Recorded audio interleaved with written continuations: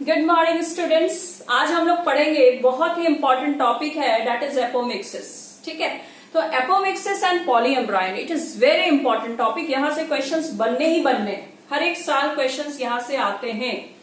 Now apomixis से पहले आप लोग को ये पता होना चाहिए term amphimixis. Amphimixis is what? It is a sexual reproduction and apomixis क्या हो गया? ये एसेक्सुअल रिप्रोडक्शन है। Clear?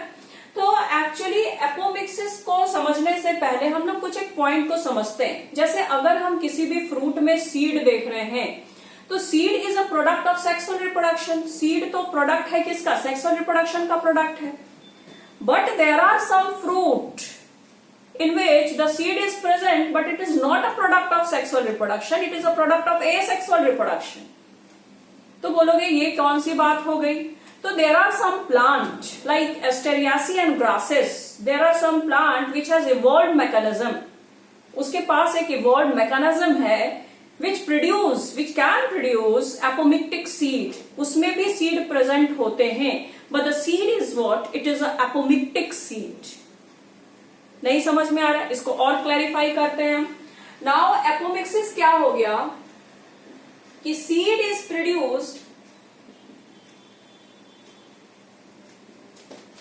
Without sexual reproduction. Seed इसमें बन रहा है लेकिन सेक्सुअल रिप्रोडक्शन इसमें नहीं हो रहा है। लाइक द इवॉल्व्ड मैकेनिज्म जो है वो किसमें होता है?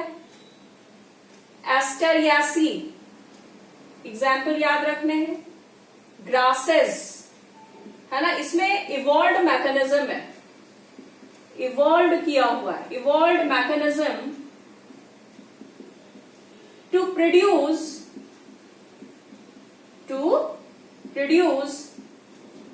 Apomictic seed. एपोमिक्टिक सीड, यहां पे एस्टेरियासी और ग्रासेस जो इवॉल्व है वो क्या बनाया है? एपोमिक्टिक सीड का फॉर्मेशन किया है। तो how this apomictic seed is form, और जिस फ्रूट में एपोमिक्टिक सीड प्रेजेंट होंगे उस फ्रूट को आप क्या कहोगे? It is called what? Parthenocarpic fruit. ये फ्रूट क्या हो गया? नॉट पार्थेनोकार्पिक, यहां पे हम उसको एपोमिक्टिक फ्रूट कह सकते हैं। पार्थेनोकार्पी में भी क्या हो रहा है? वहां पे सेक्सुअल रिप्रोडक्शन नहीं हो रहा है, ठीक है, सीडलेस होते हैं। लेकिन यहाँ पे क्या हो रहा है? यहाँ पे सीड का फॉर्मेशन हो रहा है, लेकिन यहाँ पे इवेंट जो हो रहे हैं पार्थेनोकार्पी जैसे हो रहे हैं, लेकिन यहाँ सीड का फॉर्मेशन हो रहा है without fertilisation. How it will take place, कैसे ये होता है, इसको हम लोग अभी समझते हैं। नाउ मान लो कि ये हमारा दिस इज ओव्यूल, ये पार्ट क्या हो गया? Micropyle. This is embryo sac and this is integument.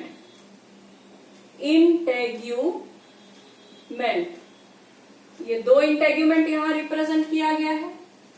This is nucellus, ये न्यूसेलस है, and this is embryo sac. तो टू टाइप ऑफ एपोमिक्सिस होते हैं। नंबर 1 हम लोग पढ़ेंगे recurrent apomixis and number 2 is what? Adventive apomixis. ठीक है, तो एडवेंटिव को सबसे पहले हम लोग देखते हैं कि एक्चुअली होता क्या है। मान लो इंटेग्यूमेंट जो है ये तो डिप्लॉयड होगा, इसकी प्लॉइडी क्या होगी? डिप्लॉयड। मान लो कि ये इंटेग्यूमेंट का एक कोई सेल है, ये डिवाइड कर रहा है 2 से 4, है ना, 4 से 8, इस तरह से डिवाइड करते करते इसके जो सेल है वो इन्वेड करके एम्ब्रायो सैक में एंटर कर गए। तो ये जो एम्ब्रायो सैक में एंटर किया हुआ इंटेग्यूमेंट्री सेल है, now it act as embryo. तो इस तरह से जो इंटेग्यूमेंट से एम्ब्रायो का फॉर्मेशन हुआ है उसको हम क्या कहेंगे? Integumentary embryo. Integumentary embryo, integument से ही एम्ब्रायो का फॉर्मेशन हो गया। It is a developed mechanism. Normally तो ऐसा होता नहीं है। जायगोटिक एम्ब्रायो हम लोग देखे हैं कि एम्ब्रायो में क्या होता है, एम्ब्रायो जो डेवलप करता है कैसे करता है, जायगोट का फॉर्मेशन होता है, देन उसमें माइटोसिस होते हैं और एम्ब्रायो का फॉर्मेशन होता है। लेकिन यहाँ पे इंटेग्यूमेंट जीन, यहाँ पे तो जीन का कमाल हो गया ना। ये जो जीन है, ऐसे जीन इसमें प्रेजेंट होते हैं प्लांट में कि इंटेग्यूमेंट के cell, integumentary cell behave as what, embryo.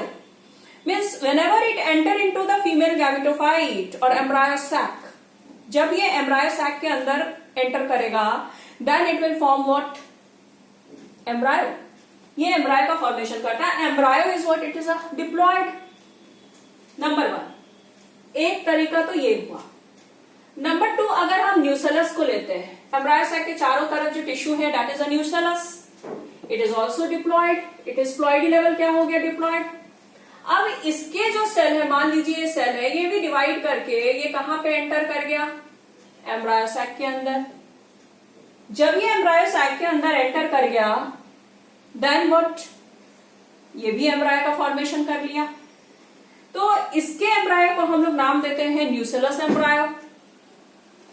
Now यहां पे हम लोग देख रहे हैं कि जो यहां पे वेरिएशन तो आ ही नहीं सकता है, क्योंकि यहाँ पे किसी भी तरह का पॉलन ग्रेन जो है वो एंटर किया ही नहीं, और पॉलन ग्रेन में जो प्रेजेंट मेल गैमेट होते हैं वो एंटर ही नहीं किया है।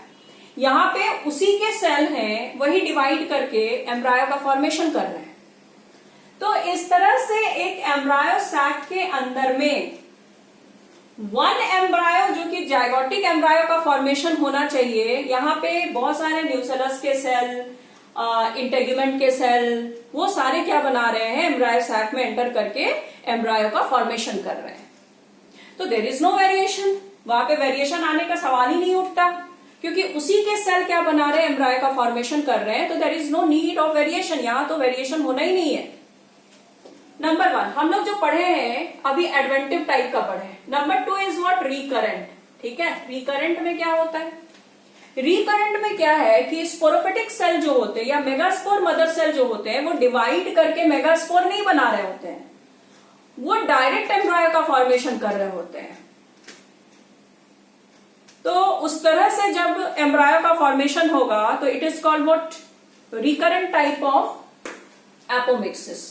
तो आपके बुक में देखिए लास्ट में लिखा हुआ है कि in some species diploid egg cell is formed without reduction division।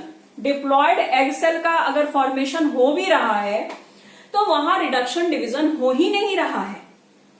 Means आप लोग ये पढ़ते हो कि जो मेगास्पोर मदर सेल है, this is MMC, megaspore mother cell, it will divide, reduction division होंगे, and there is formation of 4 megaspore and 3 will degenerate and 1 will survive and which act as what function, megaspore. But in this case megaspore mother cell जो egg cell का formation किया, it is diploid.